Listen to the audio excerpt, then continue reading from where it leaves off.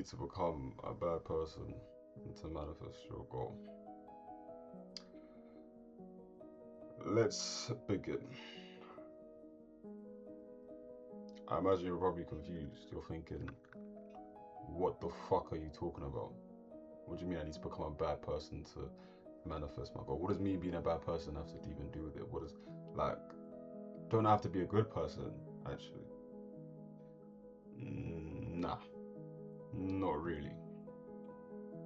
You guys have probably seen this little thing here, this little story here, right? You know, where fucking, oh, this meme, this comic meme, where you've got in high school, and his goal, or the goal that he wants, has been taken by the bully or the thug or the cool kid in school.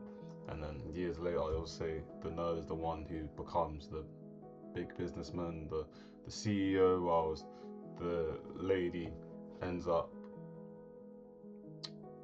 becoming a baby mom, and the father ends up leaving, or the father ends up being a bum or whatever, because the cool guy never ends up being the cool guy later on in life.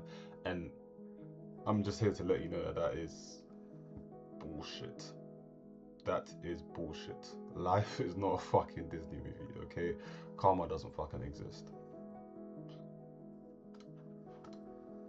Moving on. Let's first talk about why people feel the need to become a good person. Now, the reason why people want to become quote unquote good people is because we all have something called a social contract. Now, this social contract, it is what literally stops us a lot of the fucking time from actually becoming successful in any realm of endeavor. So, what is a social contract? A social contract, imagine it like, I'm going to try and draw a quick script here. How is it? No, the script is like wait. Like that? Okay, yeah, just imagine this to be a script. Alright, let me just remove that line and this line. Yeah, imagine this to be a script, okay? And it's like, this is the contract that you have, your signatures here that you've signed, right? A social contract works on 3 different levels. The first level it works on is the evolutionary level. Now, on the evolutionary level,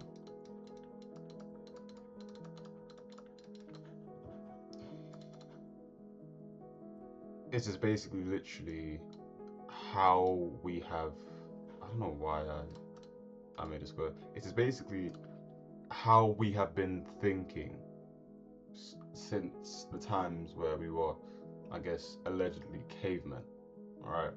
Since the times where all we knew how to do was start a campfire, okay? Or starting a campfire was the great discovery, okay, back then. So when I'm talking about evolutionary, I'm talking about in the realm of we needed people to survive.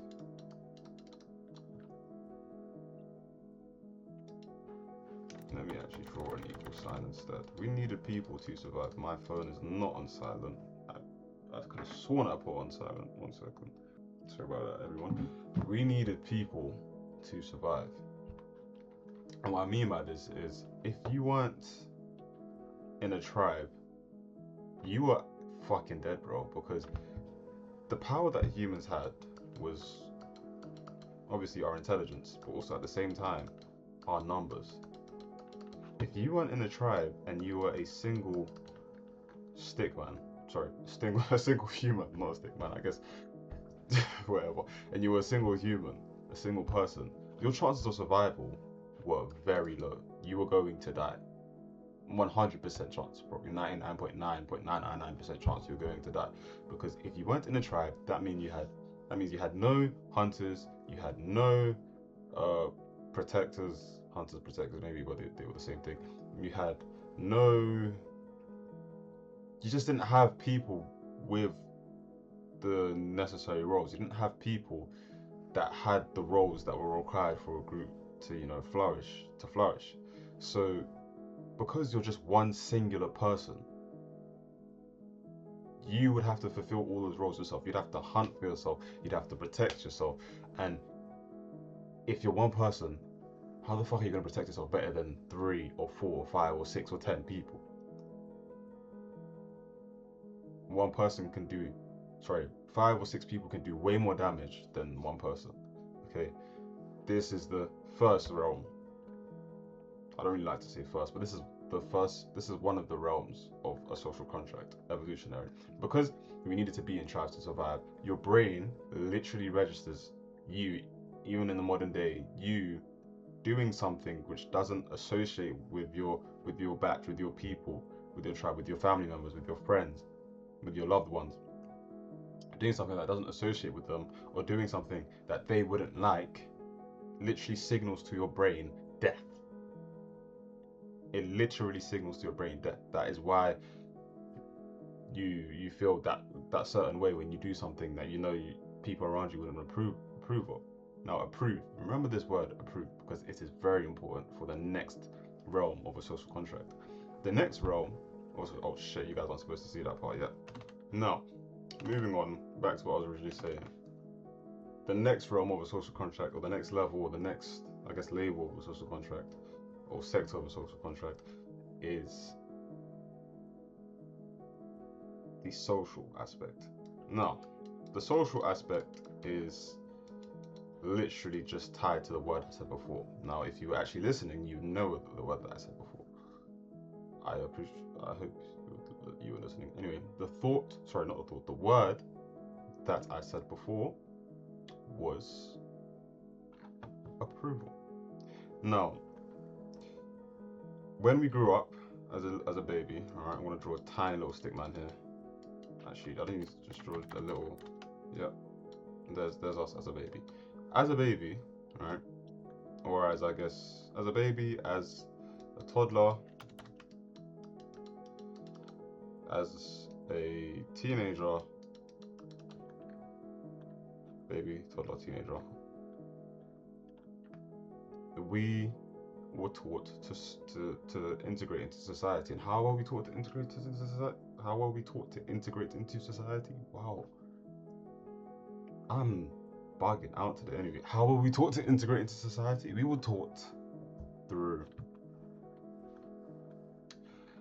approval, love, and acceptance. These 3 words, very important. Whenever we do something which our family members or our friends or our loved ones didn't want us to do, we would receive a lack of these 3. We would receive a lack of approval, love, and acceptance. And because of this, we would literally try our hardest not to do that same thing again, or do it without them knowing that we did it, depending on how mischievous you were as a kid.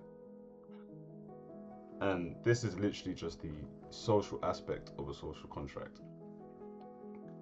Now, finally, we have, just trying to make sure I don't accidentally spoil you guys again, we have that is a terrible error. We have the energetic aspect of the social contract. Now, this is basically, imagine an idea or belief or a set of ideas or beliefs to be an entity that wants to stay alive, right? And this entity gets more power and a stronger position in the hierarchy or whatever, dependent upon how many people believe in the entity or how many people hold that idea. So this entity, imagine the square as the entity, all right? This entity is stronger than this one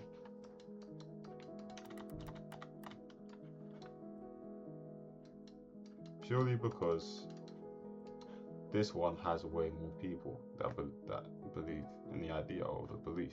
Now, As entities, oh fuck, I keep spoiling you guys. You know what, I'm just gonna stop scrolling and explain it. As entities, they naturally, to get stronger and to have more energy, because you know where your attention goes, energy flows. To have more energy, they will try to recruit more people under their roof. And because they're trying to recruit more people under their roof, they will do it through the hosts, the people who believe in the idea or the belief. Okay? So the people who believe in the idea or the belief will tell the people around them something that will get them to believe in the idea or belief. They'll either tell them of an experience they had which caused them to have the idea or belief, or they will tell them that they should do this instead of doing that. Blah blah blah blah. You basically get what I'm saying here. The entity seeks to get other people under it.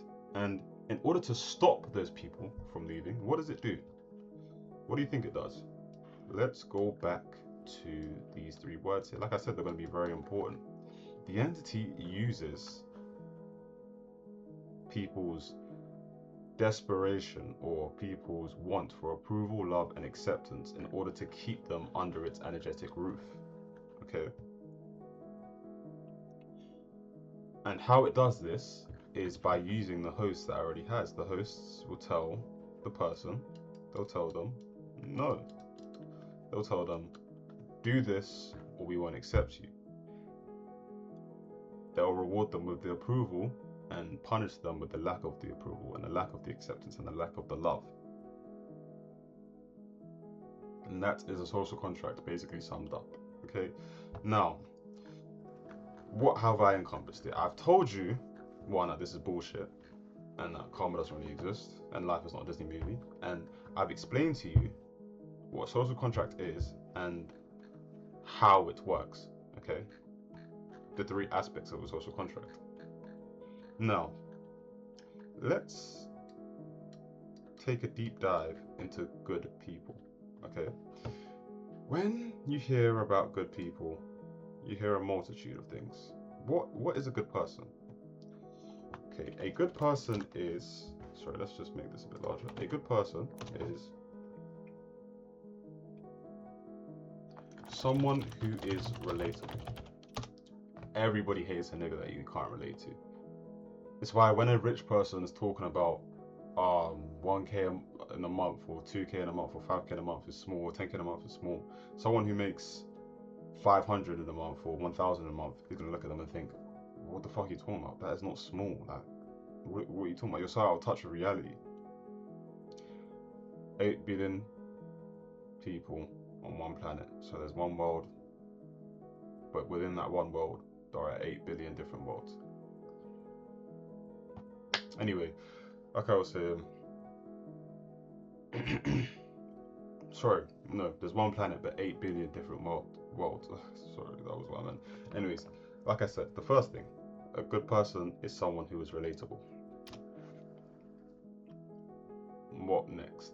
A good person is someone who helps others even to their own detriment.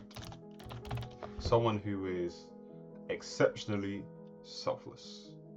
Someone who helps others even to their own detriment, whether it impacts their goals and ambitions or not. What's next? A good person is someone who knows their place. Someone who doesn't do too much. Someone who doesn't have too much confidence. Or someone who isn't quote unquote arrogant. Now, what's next? Someone who is humble. Someone who keeps his head down or her head down. Cool. These are 4 things that a good person is. I feel like I'm missing one. Let me just check my notes to make sure I'm not. Right, there was one I was missing. Someone who doesn't make other people feel bad.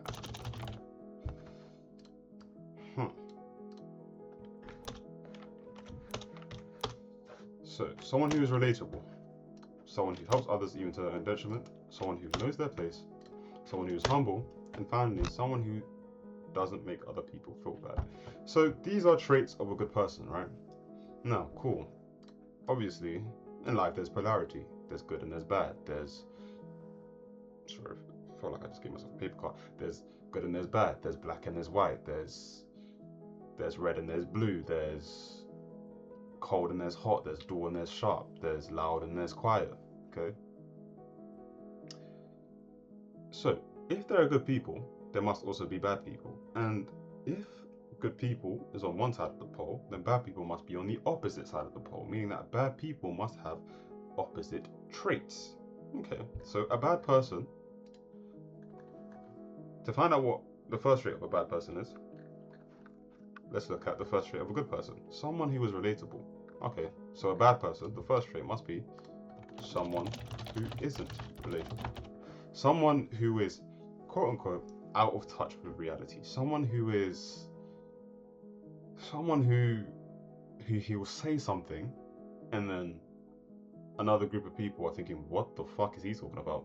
That's not what life is like at all. Life doesn't work that way. But to him, life does work that way. Next. The second trait is someone who helps others to their own detriment. Now, the opposite of that would be someone who doesn't help others if it leads to their own detriment.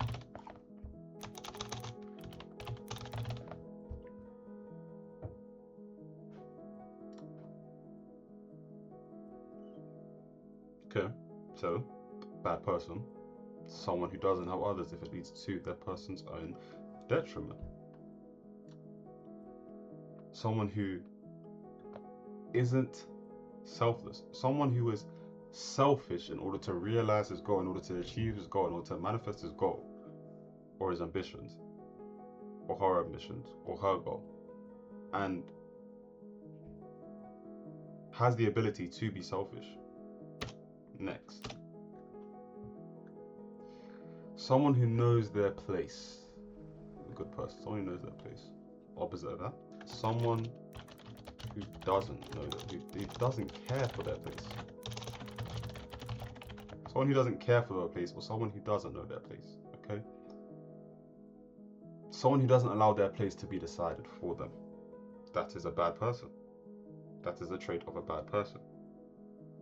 Next. Someone who is humble. Opposite of that, simple. Someone who is arrogant. Or overconfident.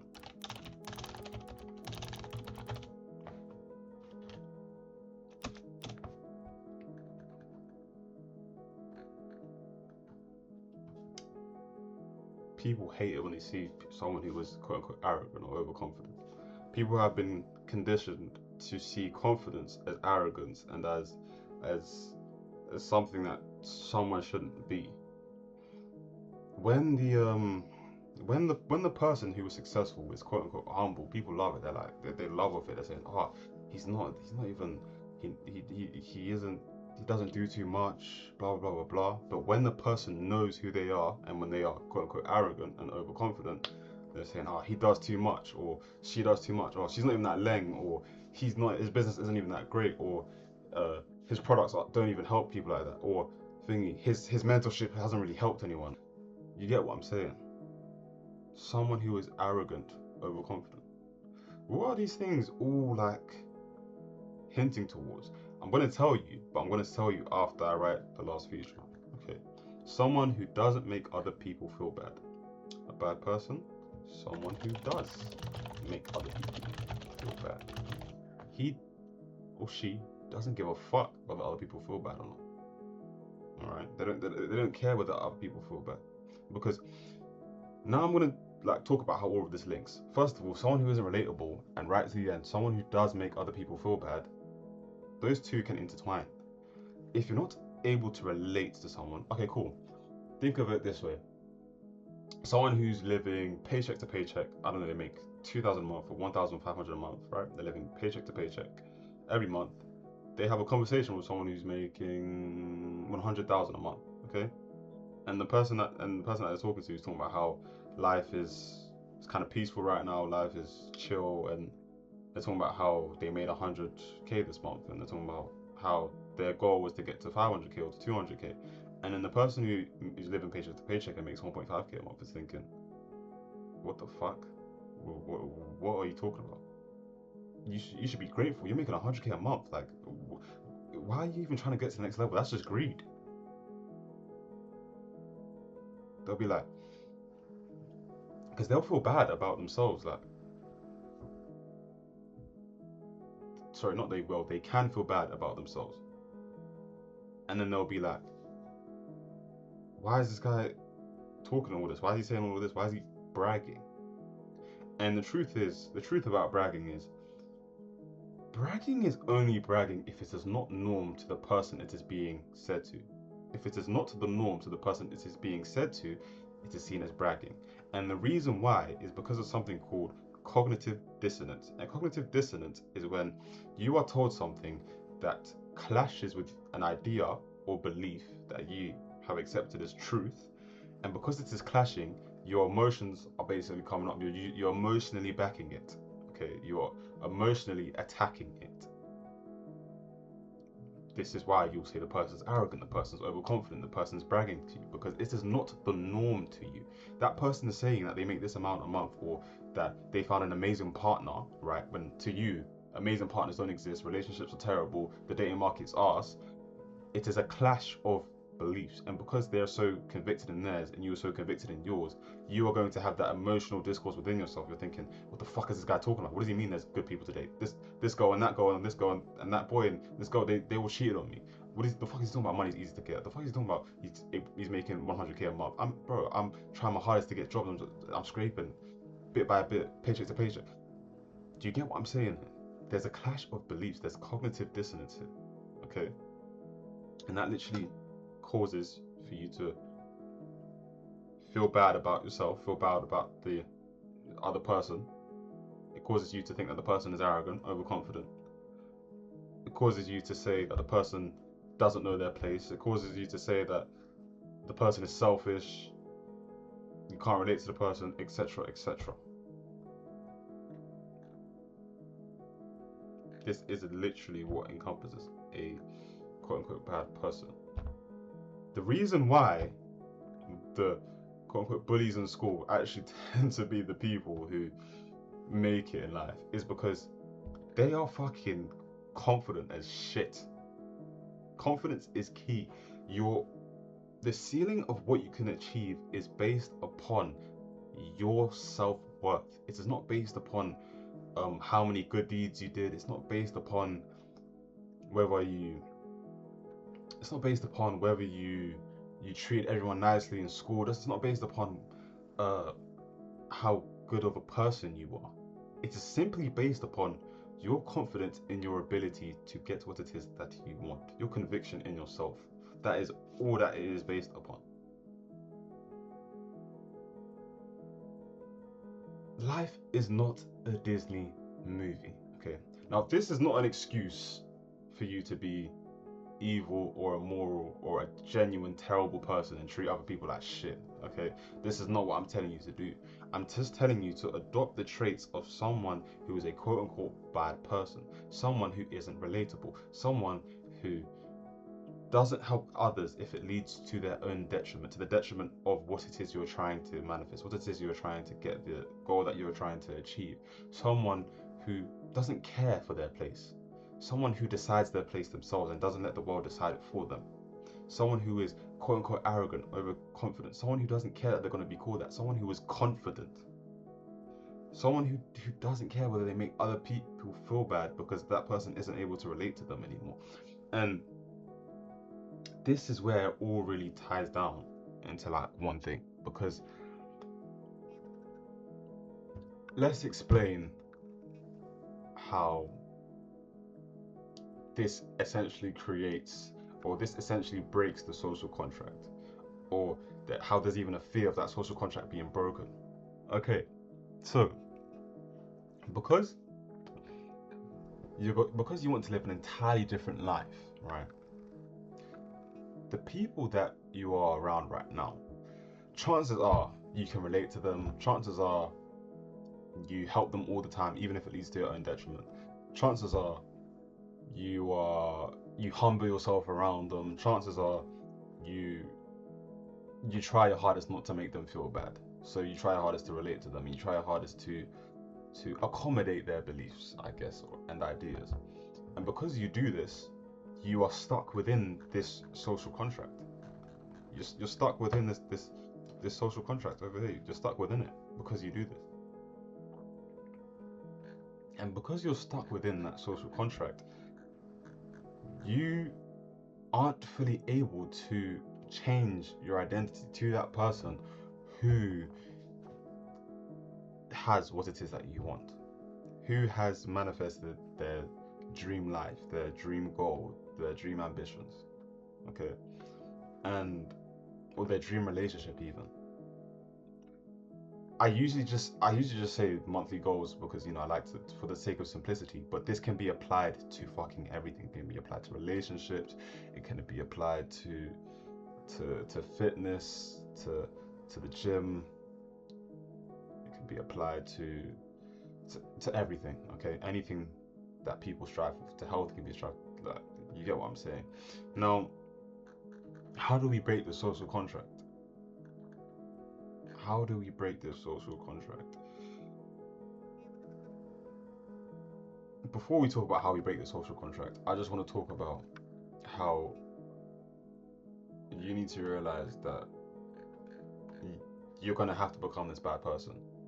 And let's break it down. Someone who isn't relatable. Okay, someone who isn't relatable. Someone who isn't relatable will say things that sound bang out of order. Someone who isn't relatable will say things that other people can't relate to. They will, I mean, obviously this is obvious. Someone who isn't relatable will have different ideas and beliefs about life. Their world will be different. They will have a different perspective. Next, someone who doesn't help others if it leads to their own detriment. Someone who doesn't help others if it leads to their own detriment will not help another person if it heavily impacts their goals or ambitions, or whatever it is they want, or whatever it is they're trying to manifest. Okay.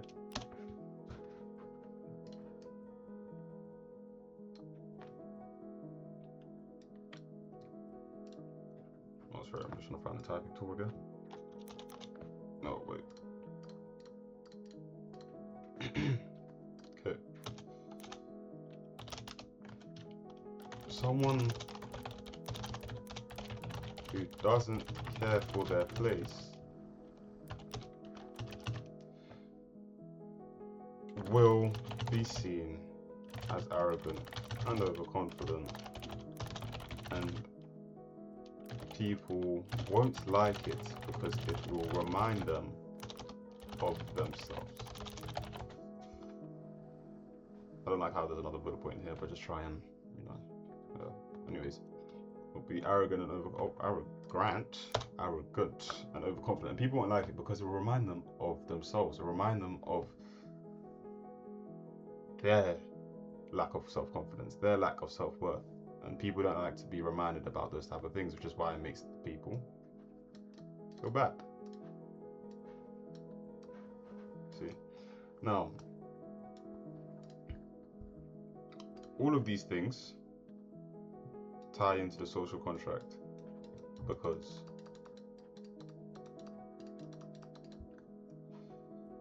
Because oops, no, that wasn't supposed to happen. Because these three words, approval, love, and acceptance, are what is removed from the equation when one becomes a quote-unquote bad person.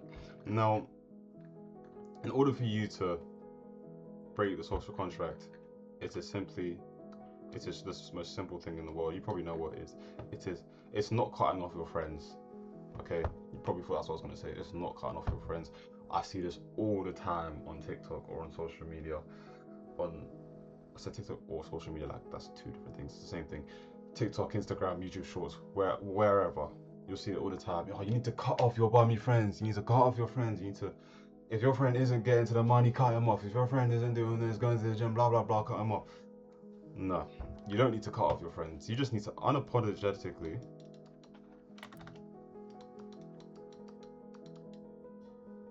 Nathan, don't embarrass yourself here. Unapologetically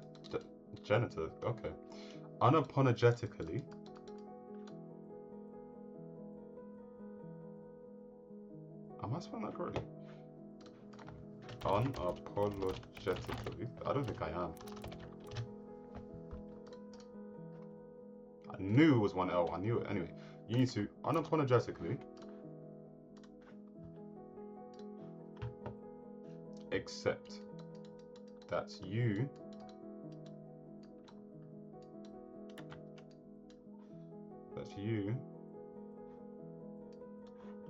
are different.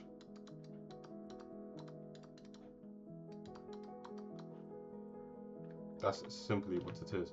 And in the case of, I guess, the one thing here is that people are scared of, because obviously because you lose that approval, love, and acceptance, or you can lose that approval, love, and acceptance. Is in the case of, I guess, your friends cutting you off because you begin to change. Ask yourself this question: if people stop giving you love and acceptance because you are trying to materialize your dream life / relationship / goal, whatever it is you want, are they really your loved ones? Do they really love you? If they're trying to stop you, or if they stop giving you love and acceptance because you're trying to achieve the life you want to live, the relationship that you want to be in, the goal that you're trying to hit, with the person that you want to become, does that person really love you? Or do they just love the fact that you are relatable to them, that you offer them help even to your own detriment? Now, you don't have any respect for yourself, and you'll help them even if they made a dumb, stupid mistake, and in order to be a real, quote-unquote, real friend, you have to help them. Or they just like the fact that you were someone who knew their place, someone who wasn't confident. They were just happy that you were someone who was humble. You were just happy that you were someone who doesn't make other people feel bad, or someone who doesn't, quote-unquote, brag. This is literally what you need to ask yourself. Are they really there for you? Are they really your people if they stop giving you love and acceptance because you are trying to materialize your dream life, relationship / goal? And then that will probably help you in unapologetically accepting you are different. I don't know why that word is so difficult for me to say. Anyway, unapologetically accepting that you are different. Accept it. You are different.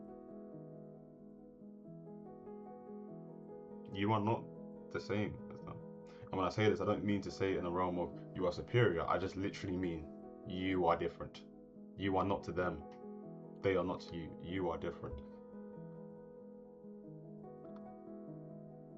that is pretty much it. That's all it is. That's all it is for today's video. And I hope you've taken notes, because if you weren't, then like, what the fuck are you watching this video for? Like, your brain, no, even niggas that have photographic memory, that's only visual. It's not even. Actually, it might be auditory as well. Anyway, take notes every time you watch my videos, guys. If you've been watching me for a while, you should already know this. And that will be all for today. Thank you for taking time out of your day to watch this video, and I hope you have a lovely day. Goodbye.